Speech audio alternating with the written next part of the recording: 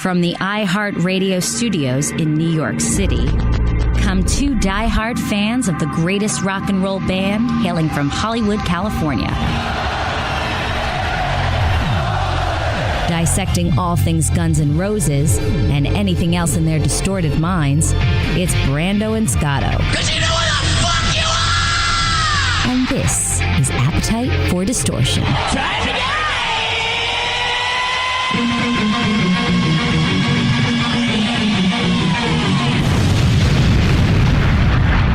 Welcome to the podcast, Appetite for Distortion, episode 33. Patrick Ewing number. If you're not from New York, you don't care. Frank Ferrara is from New York. That's a GNR connection. My name is Brando, Scotto, Ian. I don't know where he is today, actually. I did tell him I was recording, but I think he's just flexing in front of a mirror or something. So with us today, we'll decide if he's going to be a bad apple or not. Oh, nice. Well, bad apples are what we are referring to as our listeners, I guess. Oh, okay. Because you're from Long Island, so Opie and Anthony had their pests. Okay. So I'm like, all right. Lady Gaga, I'm a huge Gaga fan, has her monsters. So I got my bad apples. Okay. See, since you last saw me, Joe Rock, my sense of humor hasn't gotten any better. Ain't that the truth? So episode 33, before I introduce my friend / guest, Joe Rock, a little bit of shotgun news. News! Just, the song Shotgun Blues, yeah, Shotgun News. We're in a secret location today because Joe and I used to work in radio together, so we're in a secret special location. So he's actually behind the board, and I'm uncomfortable, but that's okay. So Guns N' Roses still on tour, still kicking ass. But in the news, and I want to get into that with Joe, it's been this tour, this Not in This Lifetime tour, has been remarkably well received. This third leg coming back to North America, and you would think they're a very easy target, especially Axl Rose and all the fat shaming out there about him and all the memes. I mean, you know what though? I'm watching the Chester Bennington thing last night, and talk about bullying, and it's just like it doesn't end. It doesn't. People don't care at the end. It's just until the next rock star kills himself. Sorry to started the show off like this. But there was an article because they just played in Cleveland by Chuck Yarborough. Okay. Isn't there like a Chuck Yarborough? Isn't there like a Fox 5 New York guy? Chuck Scarborough? No, that's another guy. There was a news guy in New York, okay, Chuck Scarborough. No relation. Wrote for the Clevelander or the Plain Dealer. So basically, it was titled One Man's Reach Should Exceed His Grasp. Note to Axl Rose, frontman for Rock and Roll Hall of Famers, Guns N' Roses, that cliche does not apply to vocals. And he just basically writes in a very scathing article about how poor in and out Axl's vocals have been, which has been kind of a subject for quite some time. And, again, with all the reviews that have been going on that have been positive, this negative one really stood out. Mm-hmm. So I do want to get your opinion, Joe, because you've seen Guns N' Roses twice on this tour. Yes. Once in Texas, one in Madison Square Garden, right? Yep. We were at the same show, but you did not, say hi because... Actually, no, you did. Sitting right in really good seats. I know. Actually, Joe is the second one that offered me floor seats, and I couldn't go because I was working. Or no, I already had tickets that day. Yes. Yeah, so fuck my life. I could have had two opportunities to buy, because I was like, I spent like $150 on these handicap seats, and you're offering me free ones. I'm like, Who knew it was going to happen? Who knew? And then who knew I would have had another opportunity to get to sit, front row again. I blew that, and I suck at life. And you also saw them like way back in the day. Yes. All right. So that's kind of what I want to start with, way back in the day. Because when we first started working together, I mean, I really can't hide the fact that I'm a huge GNR fan and you're a huge Springsteen fan. Yes. And I do want to say shout out to Jim Rotolo, our buddy. It's his birthday today as we're recording this. Oh, nice. Yeah, he was one of our first few guests on the show. Yeah, Jim and I are like friends on Facebook, never met, but Lover Springsteen will connect people, as I'm sure you have people around the world who are listening to this podcast and being like, GNR, I connect with these guys. So. Oh, for sure. And we've compared to, and this is something else you can bring up, what other, despite vocal performance, what other performers out there doing a 3-hour plus show other than Springsteen? Yeah. Right? Especially at that age. Right. So that's something we spoke about with Jim. If you want to listen to some, cool Springsteen Axl comparisons, which we will certainly do again here, because you, especially from a musician's point of view, which we'll get into as well. Jim's episode was number 19, if I remember correctly. I do remember that because I'm looking right at it. I don't know why I said it like that. So Joe Rock, I assume, is not your Hebrew name, right? No, it is not. Are you allowed to? I know we all have... My real name is never been given out in public and never will. Okay, that's fine. Well, I mean, we know Axl Rose is. I mean, Joe Rock sounds cool. Yes. So I'll stand, so Joe and I, met a few years ago doing radio together, became BFFs. And I want to know, because what I like about someone who's, and don't take offense to this, please, someone who's older than me. I'm 34. Okay. I woke up to precisely 6 gray hairs in my beard yesterday. I plucked them out. Because it doesn't even look good yet. If I did that with mine, I would have nothing. No, none. Because it doesn't look good, though, for me yet. Because my beard is so dark, so the random ones just look like I ate like frosting and forgot to wipe my face. It just doesn't look good. So I like, whenever I work in a new station or... just in general, I like, war stories, for lack of a better phrase. Obviously, radio isn't really fucking war. I'm not going to compare it like that. But where people came from, because I know I've literal blood, sweat, and tears. Not like the Valley Girl. Oh, literally? Like, no, literally, I bled, cried, like everything for this business. But you had an interesting story because, again, you're older than me, but you didn't start in radio. No, I started actually as to me, my connection to music was as a musician. I started out at 16 years old. I was a drummer in a band. So let's start there then. So was the path to radio through music? No, the path to radio to me was vacation. I went on a vacation. I'm going to a horse farm. And I flew in and I get on a van from the horse farm that's taking us over there. So along the way, we stop and we pick up a guy at the train station. He gets in the van. We start talking. He works in radio. He works in radio in my hometown. We start talking a little bit more, blah, blah, blah. Next thing you know, we spend a week together at this horse farm. We go back, I'm like, dude, I'm going to come visit you at work. And I do. And you just yada, yada, yada a week together at his horse farm. It's not like that. It's just not a sentence I heard before. No, we were on vacation. It was a horse farm. People are down there with families and stuff. You run into each other because it's not a big thing. Too weird of a sentence to not interrupt you. I'm sorry. So, but we got back home. I came to visit him at the station, and at the time he was like, you know what? I got this. I got this metal radio show, and I need a new producer. And I'm like, dude, I've never worked in radio, but I'm a musician. I know how to work soundboards. I'd love to get into this. So if you could give me a shot to do it, I'd love to do it. You're born with a radio voice. Like when I first met you, I'm like, I fucking hate you. You just ask for a cup of sugar and you just you get an endorsement deal. I sound like Fran Drescher's nephew, Mr. Sheffield. I have to be funny to compensate for my shitty voice. Anyway, sorry.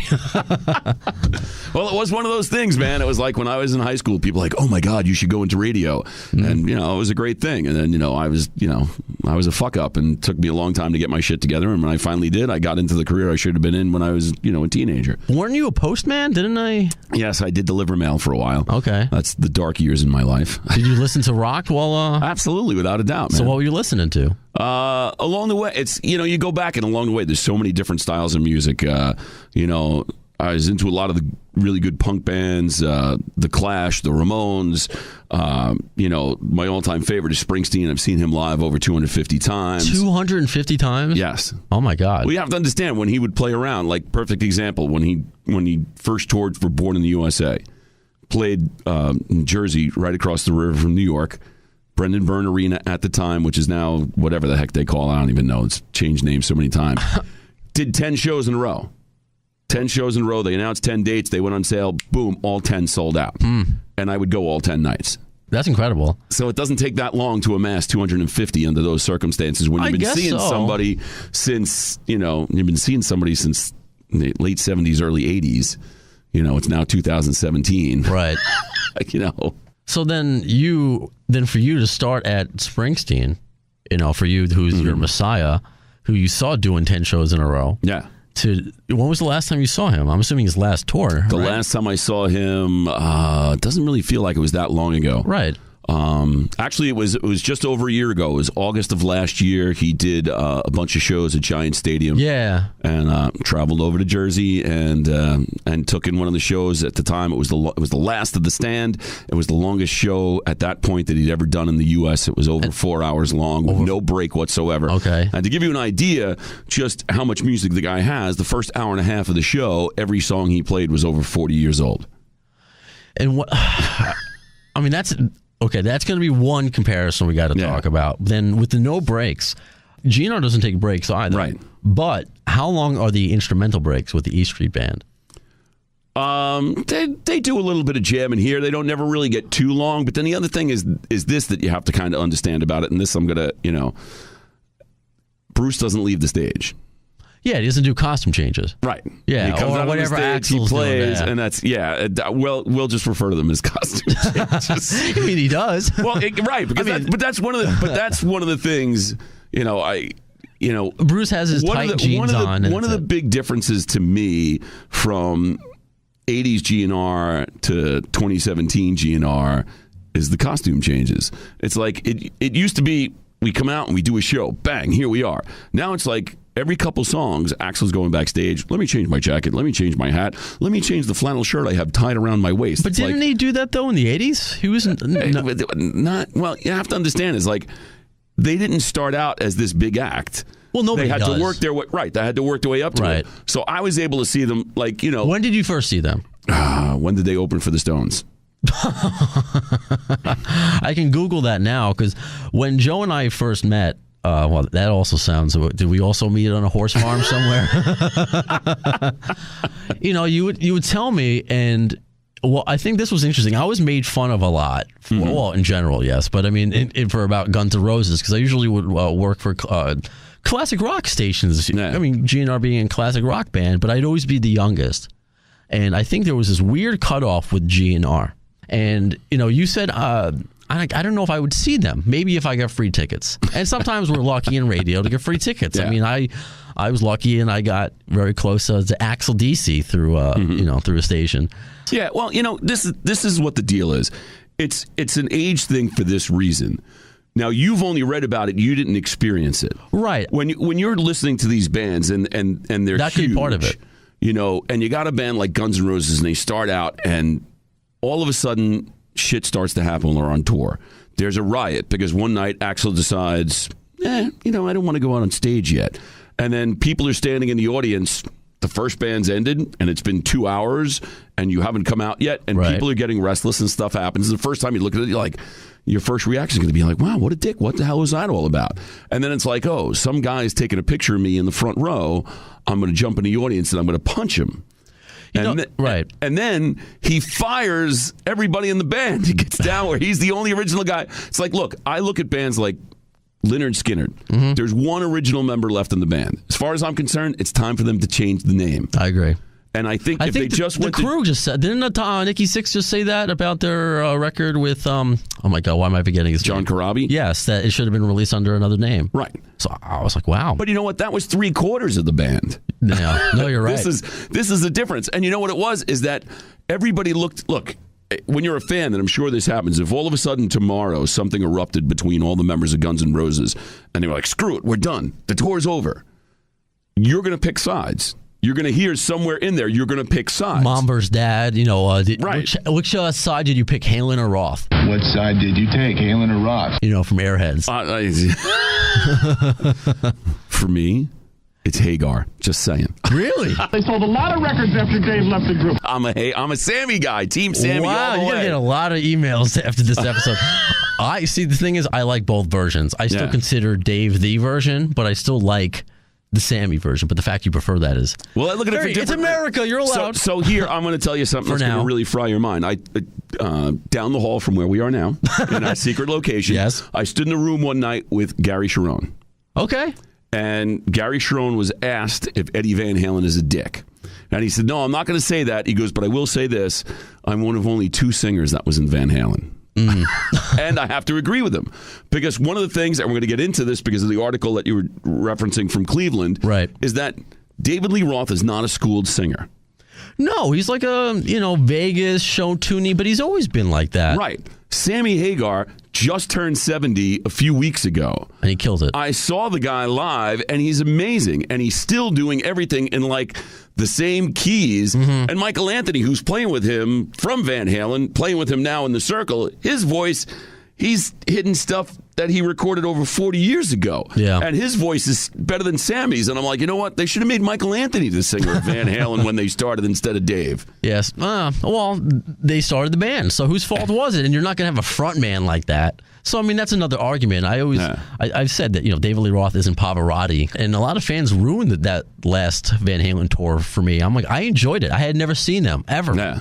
And, I'm not going expecting Celine Dion fronting Van Halen. He was entertaining, and it was 1989 that you did go. It's a shorter set.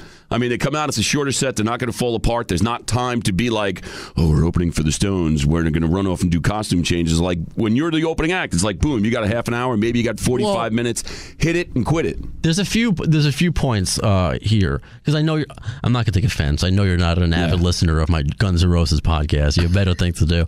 But we have spoken about the fight before, and that's something that is so infamous. Everybody knows about it. And we've gotten, what we believe is the real story behind it. Mm-hmm. And whatever that is, which I'll get to just in a second, nothing excuse like jumping off a stage and just punching somebody, because that's, and I've been there just with my own anger. You can be pushed so far. It's up to you. No one's responsible for your own actions but you. But that photographer was hitting women, hitting kids. He was warned. None of the security wanted to get him away because he was also a security guard. So it was like a bunch of shit. He was just being a fucking asshole. Yeah. So there's part of me to be like, maybe in Axl's position with my adrenaline would have been wrong. Yeah. Yeah. And I that infamous also Sebastian Bach stage dive, the fucking M. Bison whatever, kick or whatever, or I better not talk about Sebastian. I don't want to get another Twitter war with him. Sebastian, you got it, because I know he got in Twitter wars with William Shatner. Now he's getting it which is fine by me. Trumpsters. He's getting political though, which I don't go to for my political news. But you got into a Twitter war with Sebastian? Well, when he got married the last time, they were selling tickets to his wedding reception.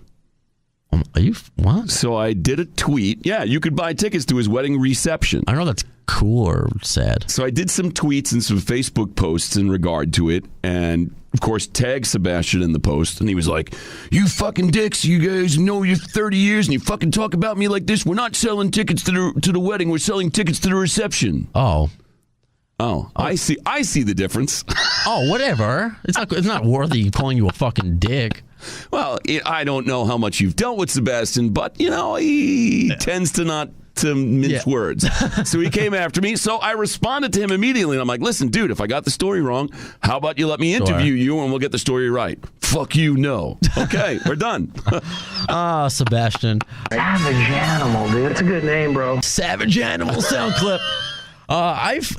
Close. Hopefully he will come on the show, because when he was in New York doing his book tour. That's as long as you don't play him this episode. I'm sure. Oh, because he'll listen.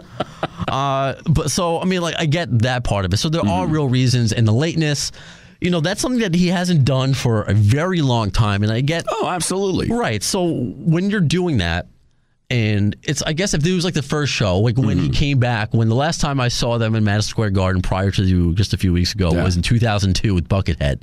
Okay. And if they were late, then, because no one had seen him, then it could be expected. But when the tour's been going well, and whether it's not even just in my view, but I'm going through Facebook, all the comments has been so overwhelmingly positive, especially, and I know it's one of the sites you look at when you research your morning show, Blabbermouth, or a bunch of other ones. I take a look at that, absolutely. Yeah, one of many. Yeah. And I mentioned that one because that comment section is just a fucking cesspool. Everything is gay or stupid. It's just a bunch of Beavis and Buttheads. Yeah. And there are times where there's a Guns N' Roses one out there, and there are people who just saw the show and how amazing and this and that. It's so positive. And that's what this fucking, not to sound too much like a hippie, but that's what we need now. That's what we need now. When they're, All you need is love. A little bit. Just seeing so many like fans happy. I tweeted out a video or Facebook. Not it fucking matters. A Facebook the video this morning on our at the AFD show of a mother-daughter at the concert. Daughter's got huge cans on because it's too loud, but she's singing along. Make sure you're saying headphones so you can explain when you say the daughter's got huge cans. You're saying headphones. Oh my God. Just making sure. I did. It's a radio thing. That's so. Oh my God. I'm leaving that in because I pointed to my fucking ears too.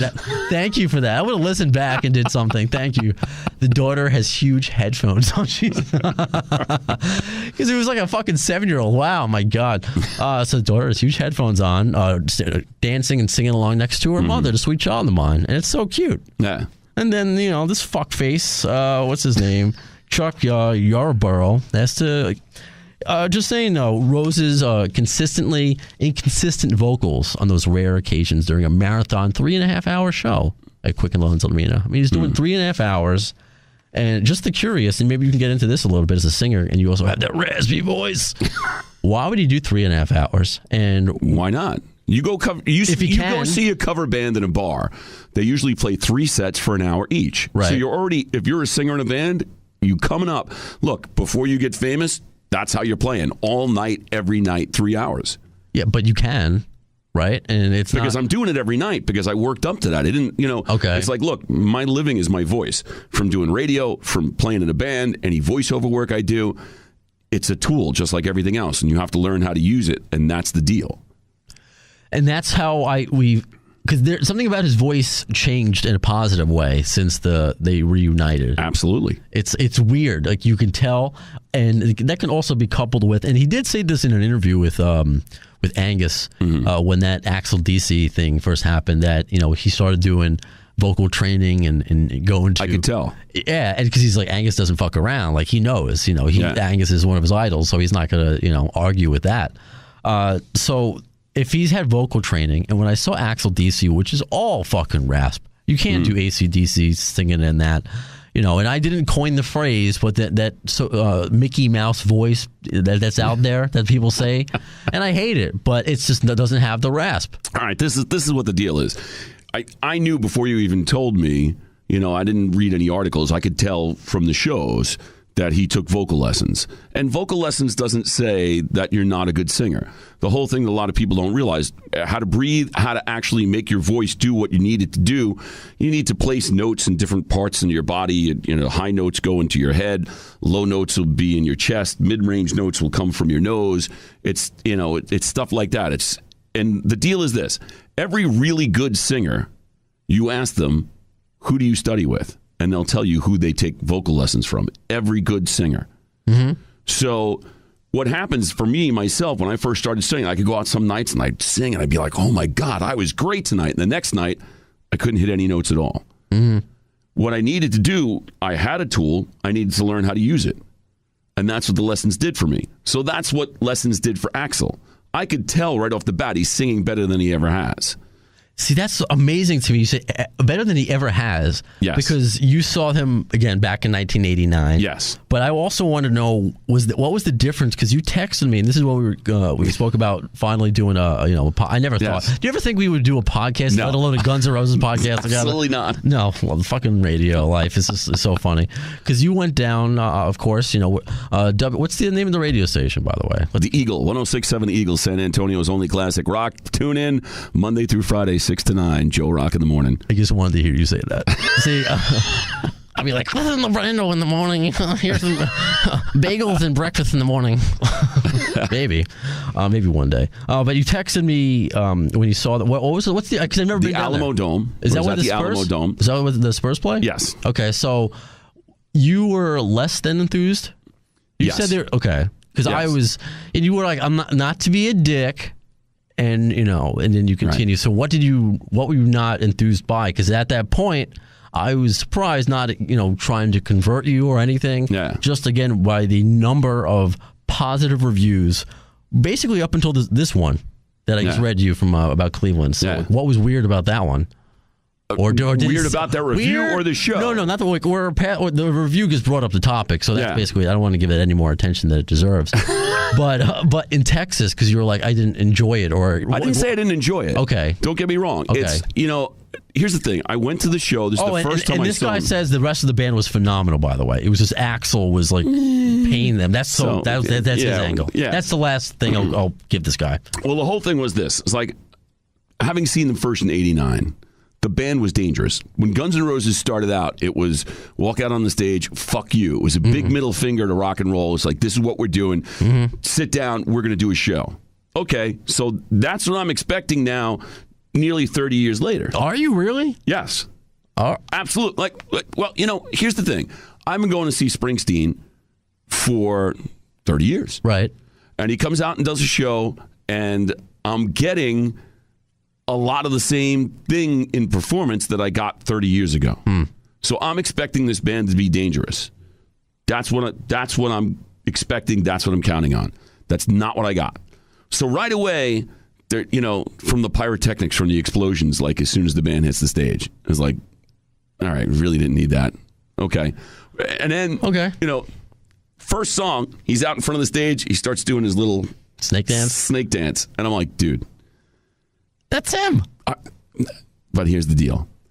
You look at me now, all right? I'm not 30 years younger. 30 years ago, there's a lot of stuff I did, and maybe even a lot of stuff I wore, that I would never do today because it's not right. Sure. He started doing that snake dance, and I'm watching it, and I'm going, no, leave it alone. I know you created it. Yeah, it's yours. It will forever be yours, but leave it alone. At your age, it don't look right. What about when Mick with the pointing and the lip pouting? I mean, is he too old for that? A little bit. It's a tough one because some of the stuff that Mick does, he can get away with it. But It's just like this was. Look, I don't want to be a guy who's going to pick on him for his weight because you look at me, I'm not a thin guy, right? But he's put on some pounds, and it looks a little weird when he's doing that thing. And then there's a couple other things too. It's like they do some close-ups on him, and I'm sitting like in the first 20 rows, so I got a pretty good view.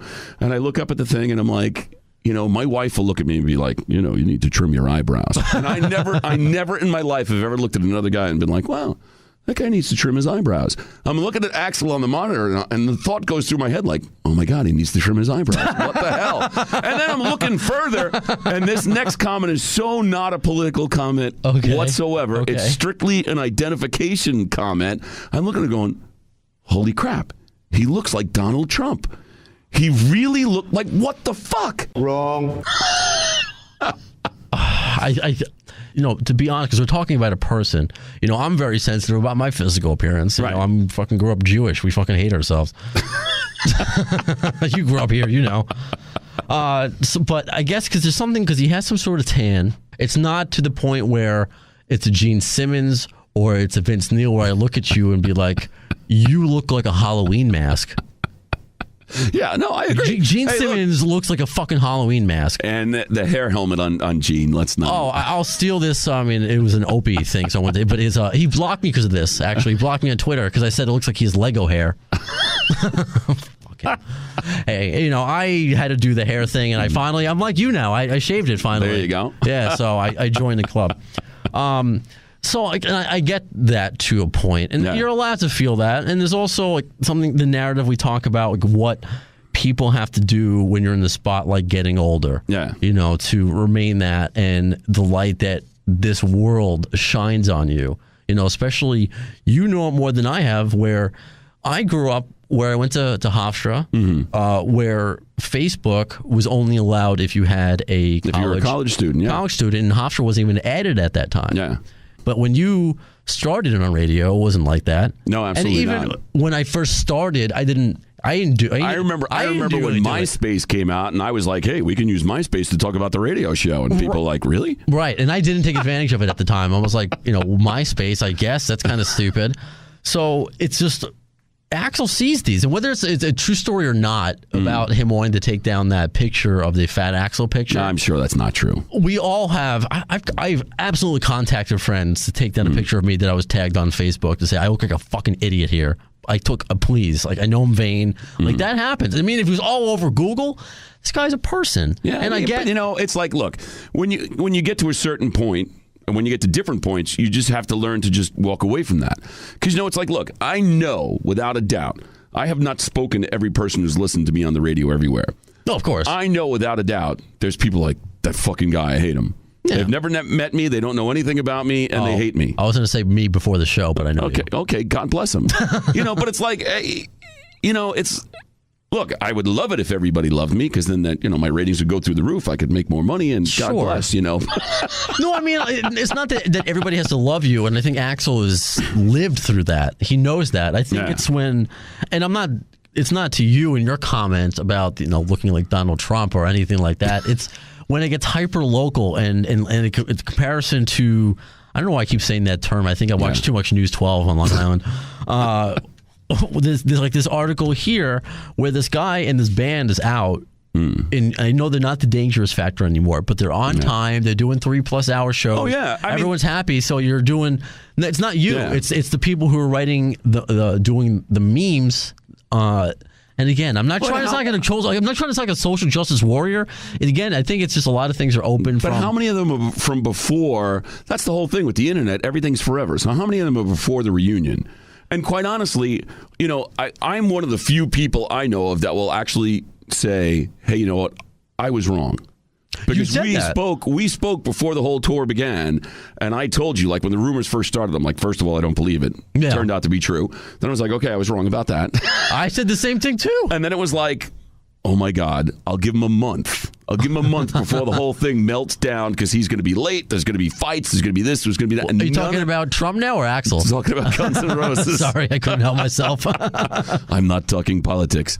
So, but that's totally what I expected out of this not in this lifetime tour. I totally expected it to fall apart. You were not alone, right? And when it didn't, the first thing I had to do was give credit to the guys. Like, okay, you know what? Whatever the issues are you had, because we don't know everything. No matter how many people have read this article or that article, we don't know what happened between Slash and Axl. Right. We don't know what their conversations have been like over the years. We can speculate. We can have our sources, but at the end of the day, the only two people who know are Slash and Axl. Right. So they were able to put this together. They were able to be mature enough to be, we have this opportunity to do something in a business way and in a musical way. Are we going to do it? Mm-hmm. And, to the credit of Duff and Slash, they're actually going out there and playing stuff from Chinese Democracy, too, which I'm like, what the? Never expected that. No one ever. did. And that's another new article that came out, I believe, on Metal Sucks that posed that question. Why? And that's something we've spoken about. Did you see the interview last year that Axl and Duff did? I think it was on Brazilian TV or some Hispanic TV. That it was touched on. I really got to discover in the best of ways the album Chinese Democracy that he made, and it was these songs he had worked on. And when we went into rehearsals, we wanted to really own that. Like, this is going to be what we're doing. This is what we're doing. I didn't have anything really to do with that. It's like they stepped to songs on Chinese. Mm-hmm. They asked which ones are you interested in, doing and stuff, and they stepped to that on their own. I like to think he's telling the truth, and I think there's more to it than just as simple as that. Well, if a song's a good song, it's a good song, and I get it. So then, what changed for you with the Dangerous Factor? Because that's again something else we've spoken about a lot on this podcast. That's also changed. So then you saw them at MSG, and you're like, this was different. MSG was better than Alamo Dome. The Alamo Dome show turned out to be, as far as I understand, that I could be incorrect on this, but if it's not, it's pretty damn close. The longest show that Guns N' Roses has ever played. I read a review that said that one was the longest one ever. Okay. I think I read that in either the San Antonio Current or something else, a review of the show, and I could be wrong on that, but that's I definitely read that in an article. It was on the internet. It must be well, true. I'm just saying. Well, because I'm not. I don't have the GNR background and knowledge that you have. So I'm just going to say, I believe it was like 32 or 33 songs that they played during the night, whatever. Well, right now, Googling it just gives me something that happened in 2009, which doesn't make sense. Yeah. Which says 3 hours and 37 minutes in Tokyo, Japan. So I don't know if that's the Yeah, it had to be longer than that. Oh, no, I see it right now. Guns N' Roses play longest show ever in the Alamo Dome. There it is. And if the Wi-Fi wants to work here, what's the article on? Because that sounds like the San Antonio headline. Current. There you go. I remembered. Okay, cool. All right, now I'll give your local guy a shout out, Chris Condi. And he wrote a really good review that I agreed with a lot of. So yeah, so he said it was the longest concert ever. If I want to find where it actually says it, but I'll give him a shout out. So yeah, that you were at the longest show ever. So I hope you weren't bored. Started to get to that point, honestly. Well, because I'm going to be really honest. Well, that's what we want in the show. I never bought Chinese Democracy. That's not a surprise. I mean, that doesn't surprise me. That's well, because it was just like the words Chinese Democracy were a punchline to a joke for so many years. When you've been a fan for this long, it was like, that's, most people would be, that's going to happen when hell freezes over. Right. And then it's like, that's going to happen when Chinese Democracy comes out. Now it's the new Tool record, but yeah. No, but you're absolutely right. And I remember I went out that day because I'm such a, fangirl. I bought the CD and the vinyl. Okay. Which is now stuck behind my furniture. But it's wrapped up, so it's okay. Yeah, that was a pointless story, but that's true. But they played the show, and it was getting long, and it was like, okay, they did a couple. There was definitely some things in the show that didn't work. It was not the entirety of the show. They did Wichita Lineman that night. That night it did not work. Okay. You see something else because you're. I'm not. When I say old, you're not like. How can I ask? You're not a woman. Can I ask? No, that's not a. Yeah, you can ask how old I am. I may not tell you, but you can ask. 49. Okay, I'll take that. No, you just turned 50, didn't you?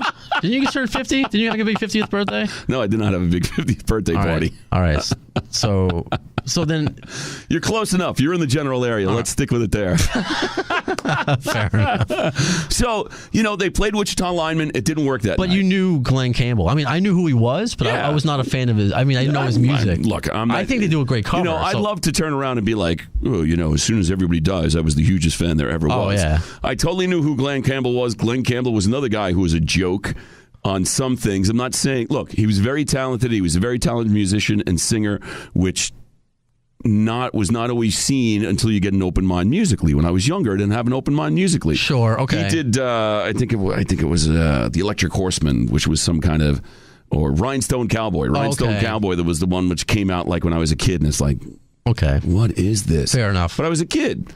You get older, you get an open mind, you learn a little bit more about music, and it takes. So I was never a big Glenn Campbell fan. Okay. I can respect what he did now in retrospect, and having gained an open mind as a musician. Too. But, they did this. It's not like I was like, oh, my God, they're messing with, something sacred. But I saw it as like, this is a cool song. That's how I saw it. Yeah. Oh, absolutely. Okay. But it didn't work that night. Fair enough. They did it at the show at the Garden. It worked a lot better. Okay. Another thing that didn't work at the Alamo Dome that worked at the Garden was they did, when they did November Rain. Okay, I have an opinion. Yeah. So they sit down to do the intro of November Rain when they play it at the Alamo Dome. Axl sits down at the piano, starts playing the coda from Layla by Derek and the Dominos, Eric Clapton, right? He starts playing it. Slash comes over, takes over. Axl stops playing. So Slash is now continuing the melody on his guitar. The only problem is he's missing notes. Now, I know the guy can play. I know he's a player. Okay. But he's missing notes on a very well-known piece of instrumental music. Okay. And I'm like, I wouldn't know this. You would. Okay. You would recognize it because you know the song. Oh, yeah. And I'm sitting there thinking to myself, like, if Axl kept playing through this and he was playing the notes, this would be okay. But he's not.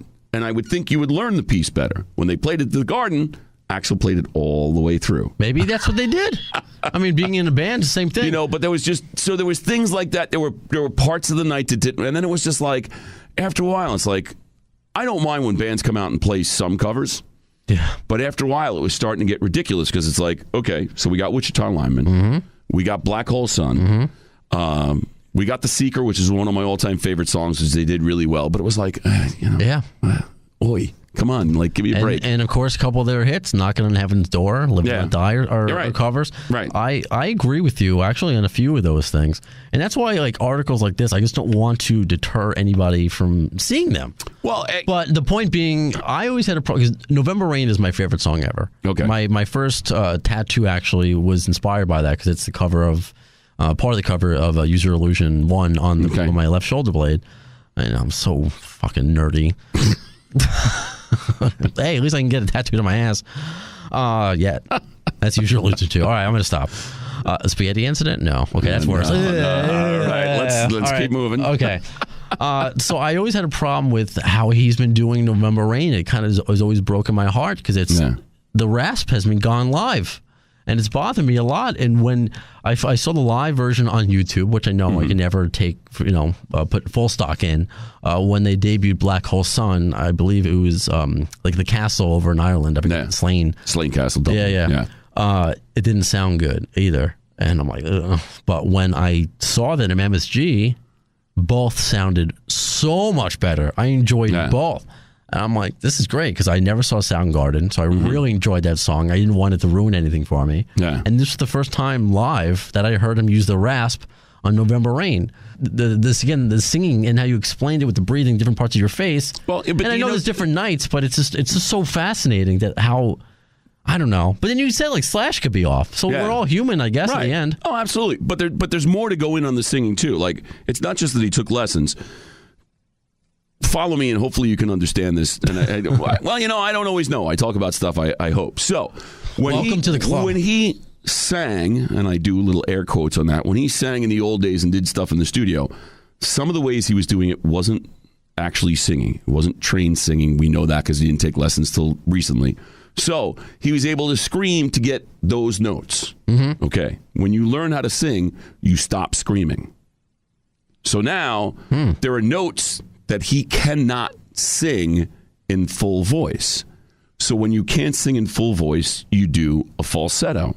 So if you've been hearing like this weird sound of him live and been like, what is he doing? That's the falsetto so that he can hit notes that he never could actually sing in full voice. That's fascinating to me. So then do you prefer that? And do you appreciate what he's doing where it's not the same? I absolutely do appreciate what he's doing. I mean, look, does it sound like what it sounded like before? No. But if he were to continue to scream like that, he's going to totally lose his voice and not be able to sing anything at all.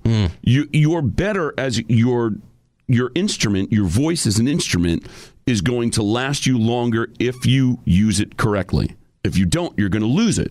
Yeah. And that's what would end up happening with him. So I'm glad that he took singing lessons. I'm glad that he's singing better than he ever has. But now what it's done is it's changed the game for so many of the vocals of what he does. So it's, I kind of look at it and it's like, okay. It doesn't necessarily sound as good as it did in one respect, but in the other way, I'm like, oh my God, he's actually singing better than he ever has.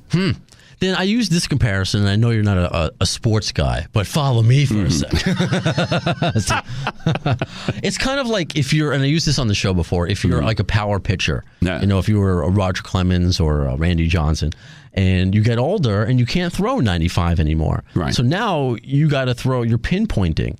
You're using different pitches. Yeah. So that's what I would like to see him do more, because when he sings in his lower octave, I fucking dig it. Yeah. Like when he's doing the Wichita alignment. Well, actually, what I would think of it more is, you ever see the movie Major League? Okay. What am I, communist? Of course. Charlie Sheen, Wild Thing. Yes. When he first starts out, he has no idea how to pitch. Right. He can throw like 1,000,000 miles an hour, but he doesn't know how to freaking control the thing. Yes. Then he learned how to control it. In reality, if that was real, when he learned how to control it, probably lose a little bit of speed originally. So there you go. Okay, so there's the baseball. Baseball when we're talking about Charlie Sheen. There you go. Charlie Sheen's like a spirit brother to me from years past. No, I'm kidding. Oh, so that's a Tiger Blood in your Dr. Pepper. I got it. Well, I that makes me appreciate it more. And those are the conversations I like to have, and I wanted to talk to you about, because we would have off air, right? And these conversations never get accomplished. Like anything gets accomplished on Facebook and Twitter, that you can have it's not the same, but, and you can say that without bashing Axl. Right. It's not a negative. It's just an intelligent conversation, which is what we're doing. I think. got to tell you, I'm so much more I'm so much more impressed with him than I ever thought I would be. And to me, that's impressive because you like just teasing me about it, you know? Well, it doesn't mean I'm still not going to fuck with you, but... like, you know, the tour's going to end today. The tour's going to end today. You wait. I'm like, shut up. And it's been going great. And just the fact that it's been going like for so long, because you've seen Bruce a million times. I haven't seen him. I have yet to see him. Yeah. I would like to see him, but I think... Could I enjoy a show for that long? Now I know that I can, and just know again thinking about like the players, like the the Stones. Like, would I be entertained at this point? Yeah. Yes. I don't even think about it twice, and even if it's not the same, I don't think about it twice because my God, I wish I fucking saw Tom Petty. And now I'll never. I saw him a bunch of times. He was amazing. I wish I did. No pun intended. What a heartbreaking loss. It came out of nowhere. It just came out. It's just very sad. So, you know, when articles like this, and you do know that you do know the famous performance of Axl with Tom Petty, right? Oh, no, of course, at the VMAs. Just making sure, yeah. No, what I was surprised when we tweeted that out after, you know, of course we had to tie everything into Guns N' Roses when we're talking about other stuff. Mm-hmm. You know, there are still some people who haven't seen it, maybe some younger people. Yeah. Check it out. It's on YouTube. I'm sure you'll find it. Oh, yeah. No, it's on YouTube. It's on at the AFD show on Facebook. And there's also a Springsteen Axl performance that's out there on YouTube, too. Yeah. I think it's from one of the Rock and Roll Hall of Fame things. Yes. Yeah. No, I have that, too. I know all the well, I shouldn't say that. I've learned some interesting new Axl, Gene, or stuff through this podcast because I don't know everything. I don't claim to be an expert. I could have told you that. Yeah. This fucking guy. See, I'm not an expert. I'm just a fan who happens to be in radio, which I think you are as well. Yes, absolutely. Well, here's the whole thing. And I look at this for musicians and for people in entertainment. If you're not a fan of whatever the entertainment is that you're involved with, then forget it. Right. You know, like I interviewed Sammy Hagar very recently, and one of the things I said to him, because he was talking about all the stuff he does during his shows, and I'm like, well, I think one of the really cool things is that you've remained a fan. He's like, absolutely, you have to be. And I'm like, yeah amen. Oh, absolutely. When I interviewed Trivium about when they came on, they just released a new record, and they're talking about Guns N' Roses because they're just big kids. Like, that's what we all are. But you and I specifically are also broadcasters. And with that, you know, saying, trying to be entertaining or insightful or whatever, you know, this guy, I keep bringing it up. Fuck this guy. This guy, Chuck Scarborough, whatever, from the Clevelander or whatever. I mean, it's just I'm trying to change the narrative through Guns N' Roses where what does this accomplish other than clicks for yourself? And again, you are allowed to have an opinion. But you know what? He may really think that way. You know, I don't necessarily know that he's doing it just to be. But you know, it's easy. You know, in a lot of different things. I don't know. It was painful at times. I mean, like it's not the conversation that you and I are having. No, absolutely not. That's what I would want. But then again, the other thing too is like, you know what? I happen to know a little bit about vocal lessons because I've taken them and everything like that. I don't know that this guy does. So I don't know that he knows. That's why I got you on. I get motherfucking experts. Yeah, but you know, he's there to do a review. Right. You know, he's got his knowledge and what his opinion was of it. I can only imagine that he's gotten to the point he's at in his career as a journalist that they let him give his opinion. So he gave his opinion. Sure. No, do we agree with it? Do we disagree with it? That's, you know. Oh, no, you're allowed. I mean, we haven't gotten free speech taken away from us yet. Right. No, I mean, you're allowed. Again, I think it's just for me, in such a broad sense, it's the narrative of the negative. And I'm not trying to live in a world of puppy dogs and rainbows. But when it's something like that, that's like a specific bullet. And I know this guy Axl has faced a lot of metaphorical bullets in his entire life, so he doesn't need anyone to stand up for him. But again, it's just thinking again as a broadcaster and trying to create an insightful, intelligent dialogue, which I know is a different conversation. You know, when you're writing it down, when you're a journalist in that regard, but you can still do it. So that's what I'm just trying to change. And it's just been very cool that Axl's been able to kind of do it by himself without trying, by showing up. I can't believe I saw a fucking Guns N' Roses show started like before 8 o'clock. My God. Like you get there at 8 o'clock and it's like, shit, we got time to have like a 4-course meal before they come on. Well, but that's some of the differences too. Like when Guns N' Roses played at the Alamo Dome, They brought local ZZ Top opening act. Okay, so I wish I asked you that, because I did see ZZ Top here in Long Island, which were great, and that's something else I do like, that they're doing local acts. Yeah. This leg they're not bringing any. There's no openers, which is interesting. But that's something else that I like, that they're catering to the market.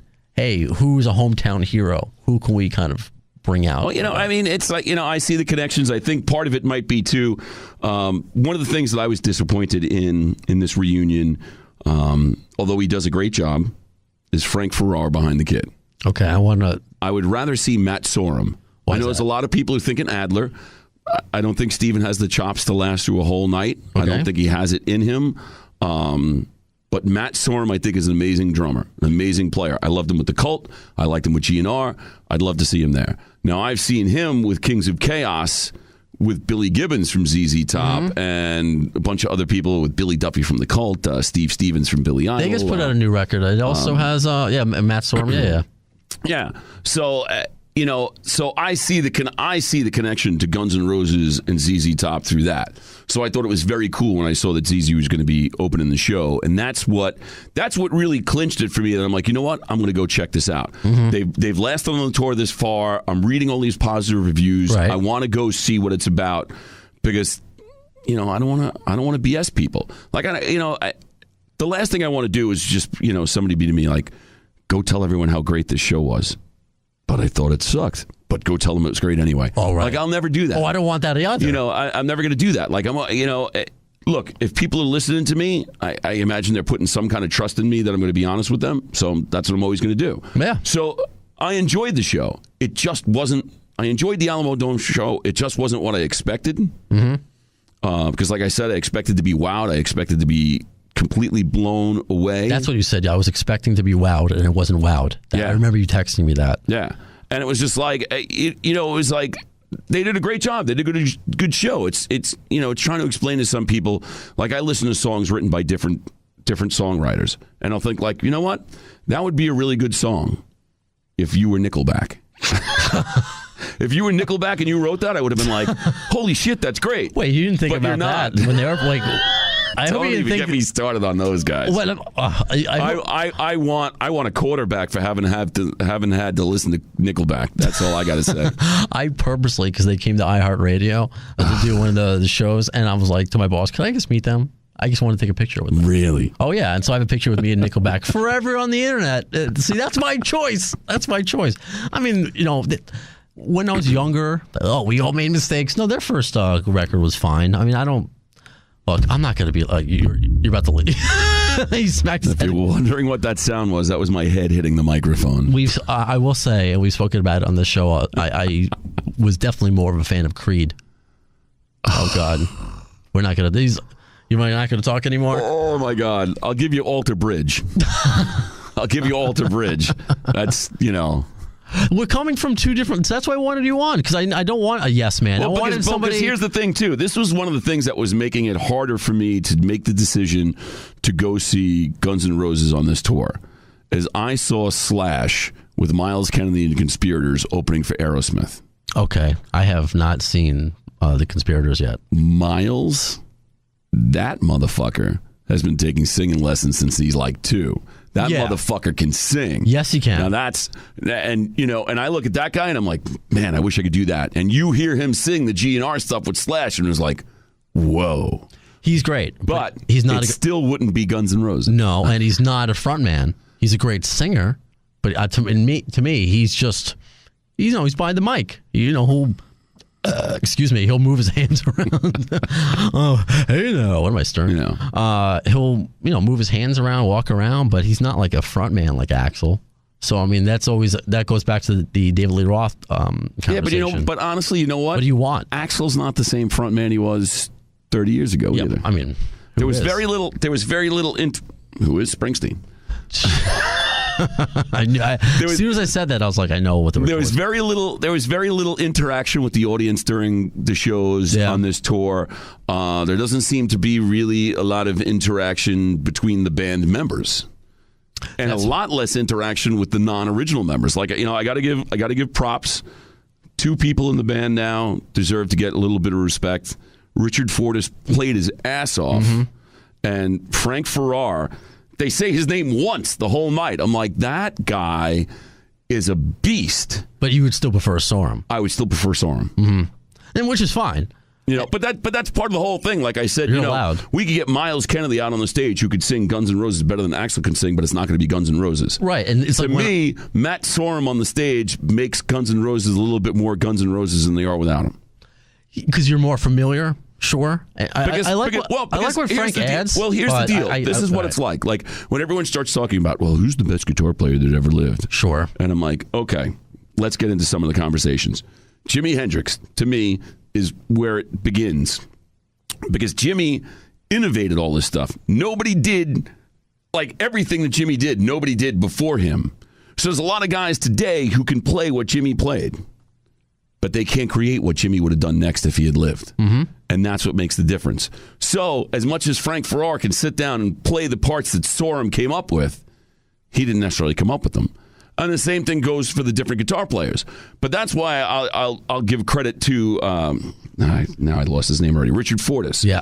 Because he came out and did an amazing job and played great stuff. And I'm like, this guy can create too.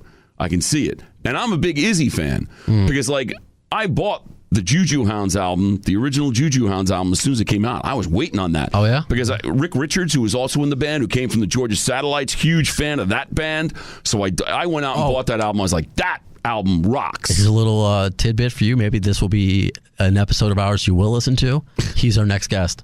Oh, really? Rick Richards, yeah. Are you going to have him in person, or are you going to have him over the phone? Over the phone. He's in Vegas. Oh, okay. He's in Vegas. Yeah. But no, it's... don't tell him that I opened up for Dan Baird, who he used to be in the Georgia Satellites with, because apparently those guys don't speak anymore. Oh, I didn't know he was also in the Georgia Satellites. I knew yeah. He was, he worked with Izzy back in the day. Yeah. Rick Richards, yep. He's going to be a good conversation. All right, let's see how incestuous everything is. Absolutely. And it's one of those things that you would never figure, because the Georgia Satellites have that kind of Stones Faces kind of feel. Definitely a Southern vibe going on in a lot of their music. And that's not Guns N' Roses. And even if you listen to the Juju Hounds album, it's not that. Right. Yeah. So that's all right. So, okay. Then what do you think about Melissa Reese? What do you think about having... Why? I will preface, I'm a fan. I'm not just because she's beautiful, but I guys like what she adds to the band, that it just creates this kind of youth. The best woman I saw on stage with them is when Pink came out and sang with them on Patience. We were both at that same show. Yes. And you were texting me your better seats and the whole video. I'm like, fucking it. But I wasn't close enough to touch her as much as I would have loved to. No, just leave that right there. Oh, don't tell my wife. Don't. What are you, George Bush Sr.? You can't. Oh, Jesus. Just trying to stay topical. All right. So then with Melissa and her addition, how does that bother you? It doesn't really bother me. It's just kind of like, why? Like, they got Dizzy Reed, who's playing keys, and this is not Dizzy's first go around with the band. Because she was a replacement for that's where I was going. She was a replacement for Pittman, who goes fired. They don't need they don't need two keyboard players. Most of the time, I see her, she's standing there. I'm like, all right, she's not playing. And you can't, she's singing, but you know what? You can't really hear her notes in the din of that large of a venue. Because now she does the intro to, I don't know, again, how familiar you are, if at all, with anything Chinese democracy, but now she does the intro to Better.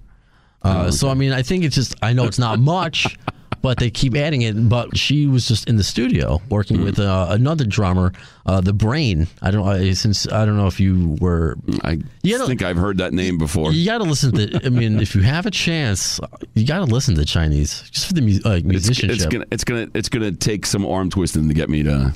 I'm going to be honest, because it's also too. It's like, to me, it's not. Once again, to me, that's not Guns N' Roses. I get it, and even for me. Years before starting a GNR podcast, it took me 3 listens to be to fully absorb it. But I would just love your opinion as a guitar player on Buckethead, and then I know what Slash has done to it. What Slash has done to it, but Melissa was working on that record with Brain behind the scenes, and then I guess when Pittman got fired, she moved up to the full-time band, and that's why Adler left, because he's like, why do we need all these players? I've seen all these different people come and go, and I know I've crossed paths with Bumblefoot a couple times. I know the guy can play, and it's like it's all different things. It's just it's look. I'm very opinionated when it comes to my music, and there's that's why you're here, right? There's certain prejudices I have when it comes to music that I'm willing to admit they sit with me. But it's still what my feeling is. So it's like, when, you can list off all these guys. Hey, look, Stinson, great player, man. You know what? You look at my collection, you're going to find more Replacements albums than you're going to find Guns N' Roses albums. That's totally cool. And it's like, and I realize that these people can play, but it's like, it's not the same. Roses. Right. Yeah. And I get that. And I guess I've tried to change my and I guess that part of my life, I was in denial a little bit when I was like, I'm going to see Guns N' Roses for the first time. And it's, Buckethead and it's Robin Fink from 9 Inch Nails. Yeah. And like, I know it wasn't, but I'm like, it's a brand. It's the Yankees, they change players, but I root for the jersey.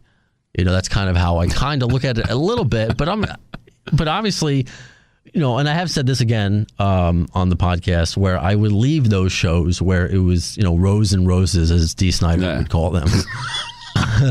And I would feel like I just didn't see Guns N' Roses. I saw a good show. Guns N' Roses. I'm gonna have to compliment him on that soon.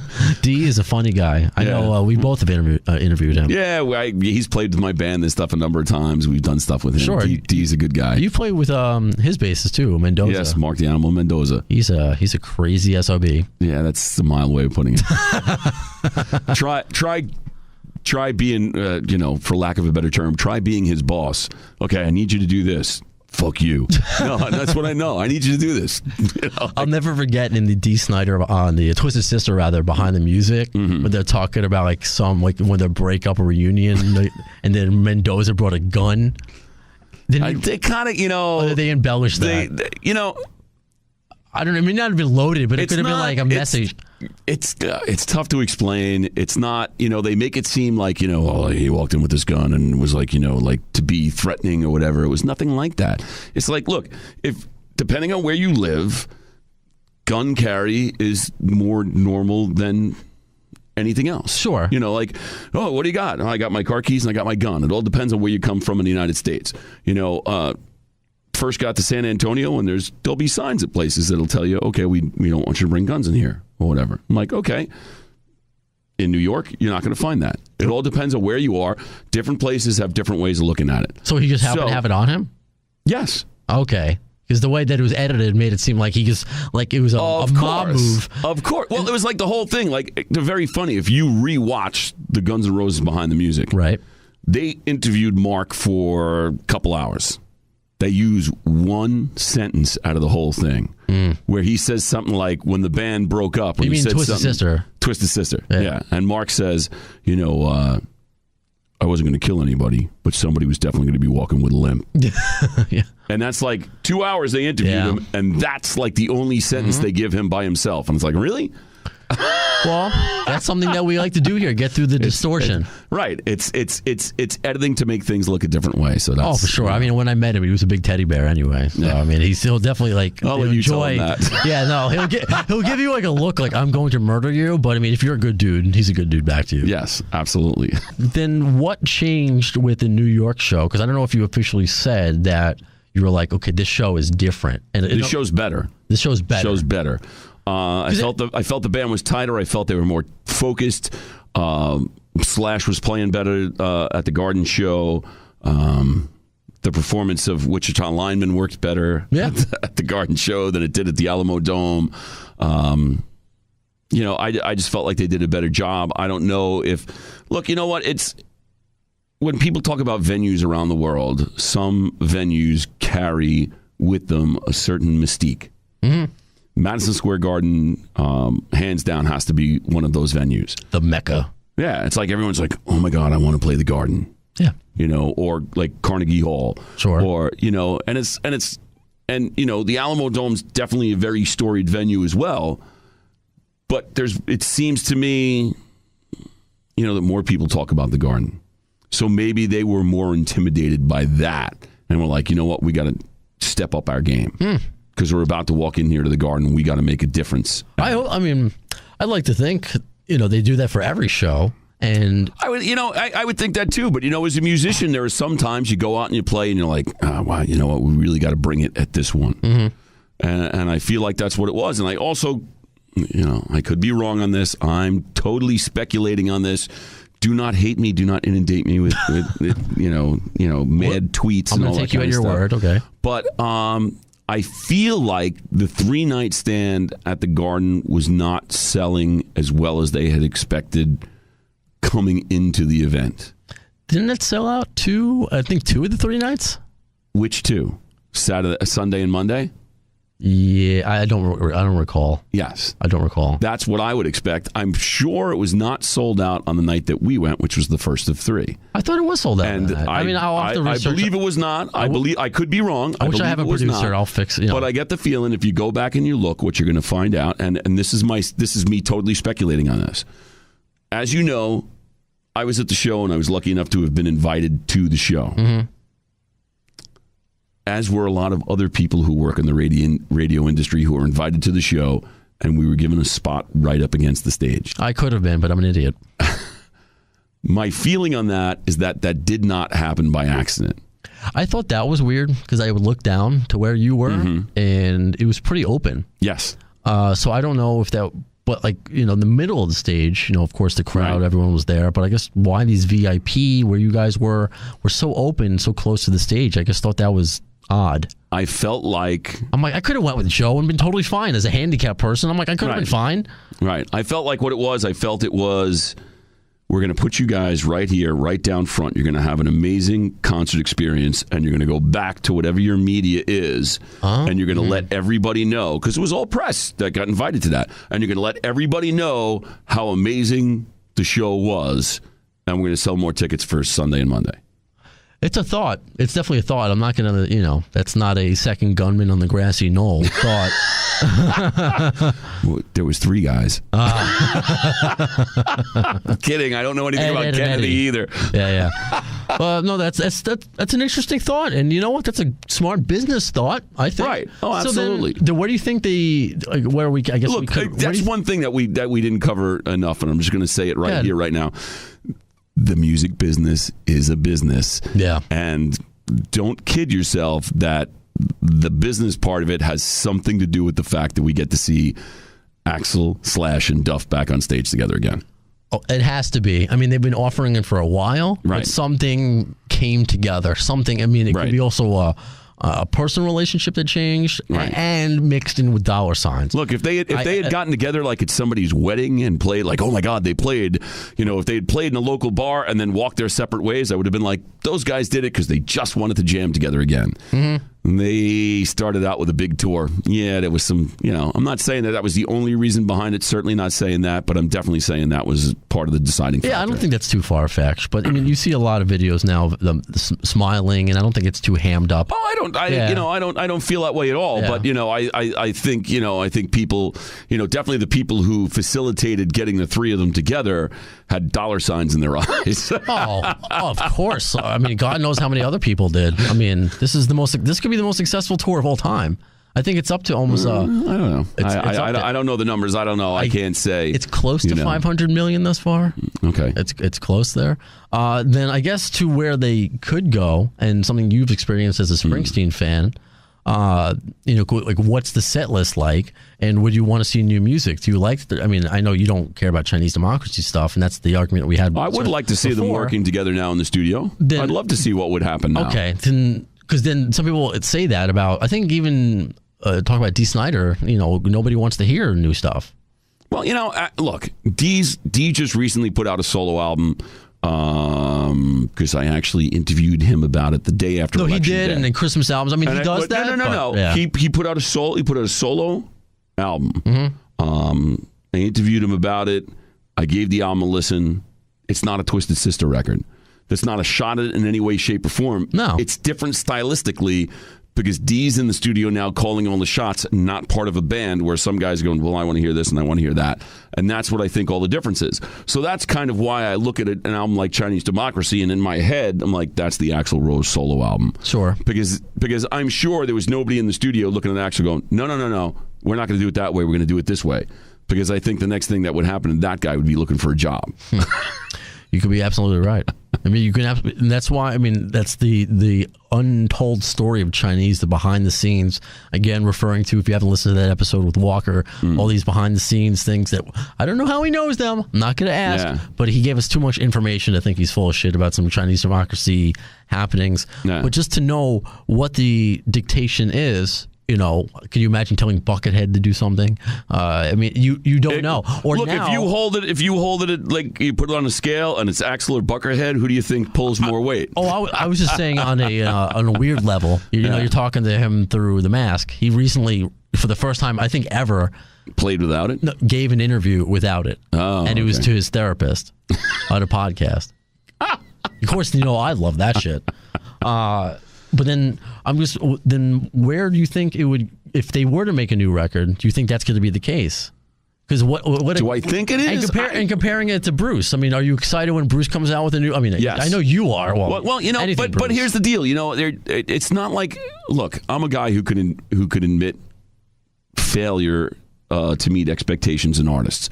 So I have a saying I say all the time that on this show probably won't be that controversial, but is in other places, where I say that the Beatles are overrated.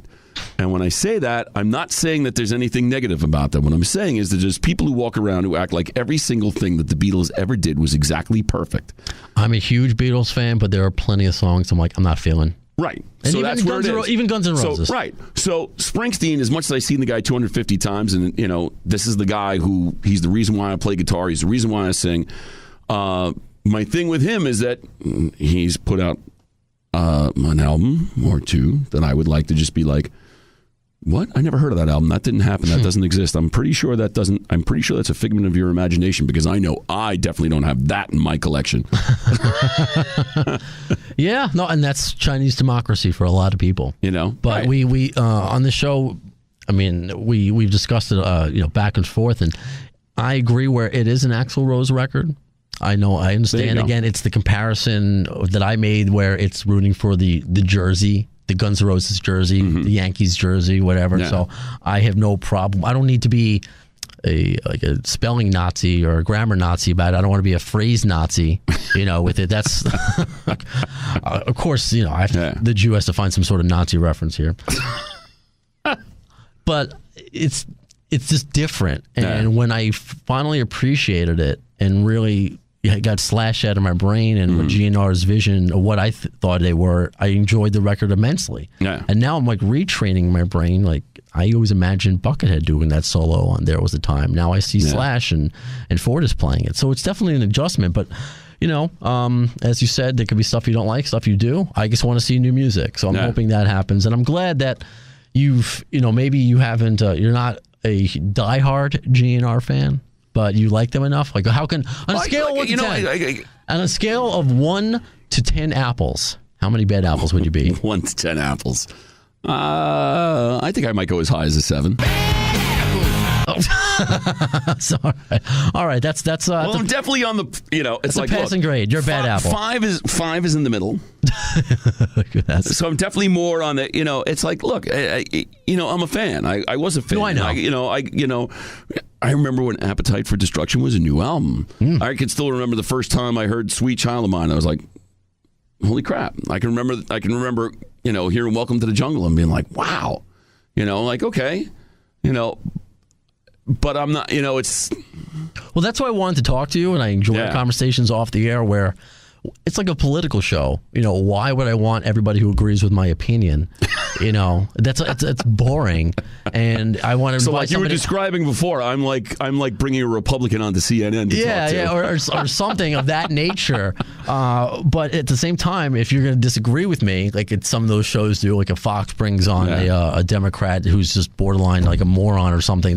Like when you bring on somebody who's a moron, you want to have intense discussion because the goal is to get to the truth and not just feed. If you bring on a representative of. You know, if you're on Fox, you bring on a representative of a Democrat, you bring on just a person who's stupid. Or if you're on CNN, you want to bring on a representative of a Republican, you bring on someone that's stupid just to make your point and make yourself seem smarter. Right. That's not what I want either, because I know you can easily challenge me, and you know more about music than I do. I can admit that. So that's why I wanted you on, and I appreciate. Well, they don't call me Joe Rock for nothing.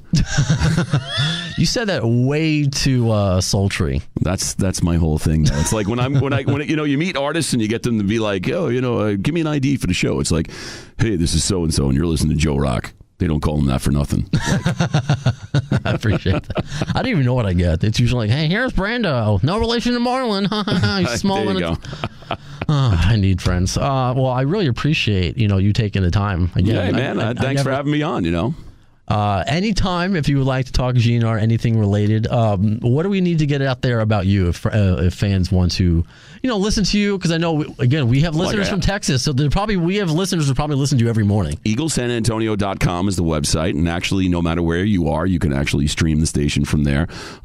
If you want to tweet to me because you agree with me, that's fine. If you want to tweet to me because you disagree with me, I'll gladly get into an intense discussion with you. My Twitter handle is @J, just the letter J, J-Rock on the Eagle. I like that. See, I was looking for your Twitter. I'm like, I couldn't find it. I was like, this guy has a Twitter. The whole thing is, I don't use it as often as I should. And part of my whole issue with the whole thing was they wouldn't let me have as many letters as I wanted to have. And it's a whole thing. It's a nightmare. That'll be part 2 of another episode, your Twitter fiasco. Well, I really appreciate it. You coming on Appetite for Distortion. Again, this is Brando. As far as the next episode of Appetite for Distortion, when is it going to air? Well, in the words of Axl Rose concerning Joe's favorite record, Chinese Democracy, I don't know if soon is the word, but you'll see it. You've been listening to the distorted minds of Brando and Scotto, dissecting all things Guns N' Roses on Appetite for Distortion. Follow the guys on Twitter at The AFD Show and on Facebook at facebook.com/The AFD Show.